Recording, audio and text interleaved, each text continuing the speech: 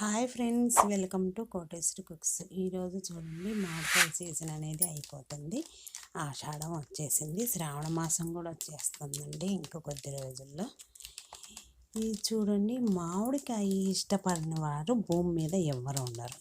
ఈ విధంగా మామిడికాయని తోలు తీసుకొని రకరకాలుగా సలాడ్ చేసుకుంటారు, మజ్జిగన్నంలో చేసుకుంటారు, మజ్జిగన్నంలో తింటారు, మామిడికాయని పుట్టిగా తింటారు, మామిడి తాండా చేస్తారు, రకరకాలుగా 1000 రకాలు చేసుకుంటారండి. మామిడికాయ అంటే భూమి మీద ఇష్టపడిన వాళ్ళు ఉండరు. ఈ విధంగా మామిడికాయని కట్ చేసుకొని చిన్న చిన్న పీసులుగా కట్ చేసుకొని మనం ఎన్నో ఫంక్షన్లకి మజా కూడా చేసుకుంటామండి. ఫంక్షన్లకి, వాళ్ళకి మామిడికాయని, పచ్చి మామిడికాయని, అసలు మామిడికాయ పచ్చడి కూడా పట్టుకుంటామండి. ఇప్పుడు మామిడికాయ సీజన్ అనేది అయిపోతుంది. ఈ విధంగా తోలు తీసుకొని మామిడికాయని సన్న పీచులుగా మనకు నచ్చిన షేప్లో కట్ చేసుకొని క్లీన్ చేసుకొని తింటే ఆరోగ్యానికి ఎంతో బెనిఫిట్.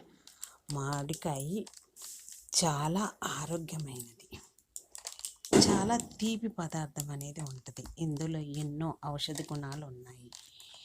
మామిడి ఆకు కానించి, బెరడు కానించి, కాయ కానించి, టెంక కానించి, జీడి లోపల జీడితో సహా అన్నీ ఉపయోగమేనండి బాడీకి, మనుషులకి. ఈ విధంగా కట్ చేసుకొని ఏ సీజన్లో వచ్చే ఫ్రూట్స్ ఆ సీజన్లో తీసుకుంటే ఆరోగ్యానికి ఎంతో మంచిది.